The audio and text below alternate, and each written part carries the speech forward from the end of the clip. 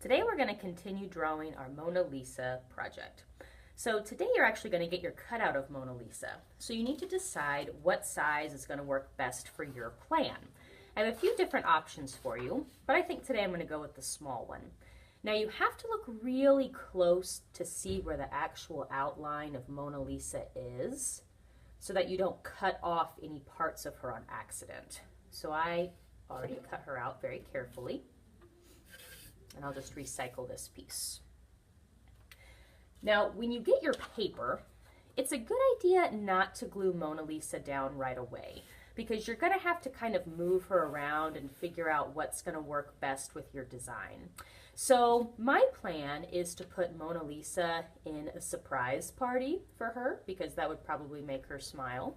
So I have to decide if I'm going to put Mona Lisa up at the top and add legs to her, or if I'm going to put her down at the bottom to solve that problem, or if I have another type of idea. So those are things that we have to plan out first. After we decided where Mona Lisa is going to go, we're going to need to add a lot of clues so that our idea makes sense. So for my idea, I'm probably going to need to draw a lot of people that are actually at the surprise party. So I'm going to start by drawing the horizon line.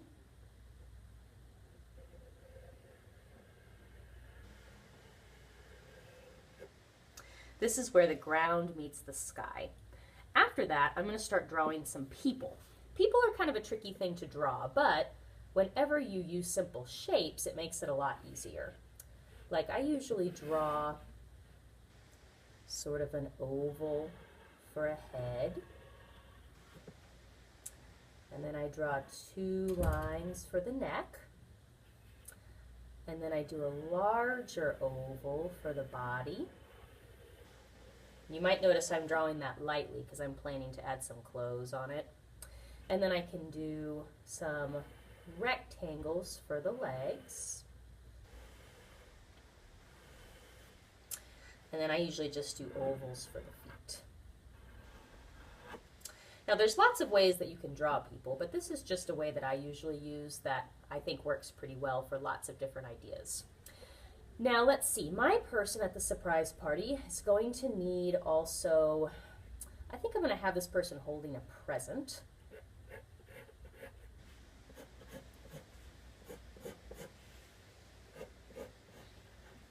I'll do kind of a three-dimensional present.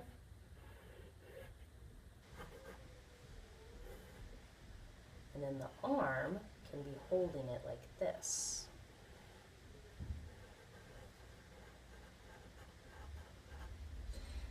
People's outfits and clothes and things that they're holding can add a lot of clues to your story. So if my person's holding a present, that is going to tell you that they're maybe at a birthday party. Okay. There you go. And of course my person needs a face. You can make your person as detailed as you want. I'm going to make my person smiling because that's another good clue that they're at a party. And we can add some hair details.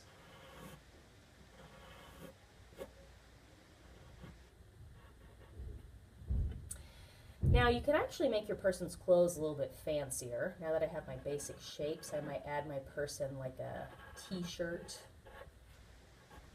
type of style. And I could leave it pants here, but I actually think I have a different idea. I'm just going to change this into a dress. It's pretty easy to do.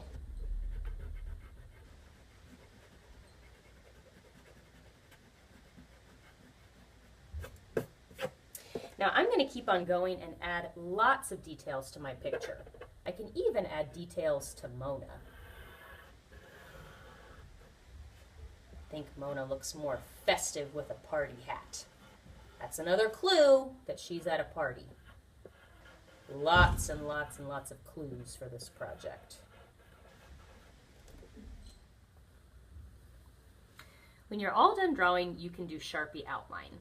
I made sure that my whole paper was filled. I didn't want to leave any big white spaces that were too boring, and I also tried not to have any areas that were too crowded. I have lots of clues. I added a cake, birthday hat, lots of different people who come to the party with different types of gifts, and I even added a banner and some balloons at the top. There's only one little place that I have left to Sharpie outline. I have one last party hat. So very carefully I'm just tracing over my pencil.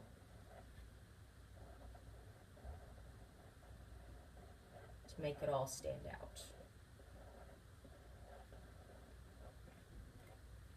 The last step after you have everything all traced is to take a big eraser and erase any leftover pencil. That way you're left with a nice black and white outline for you to start coloring later on.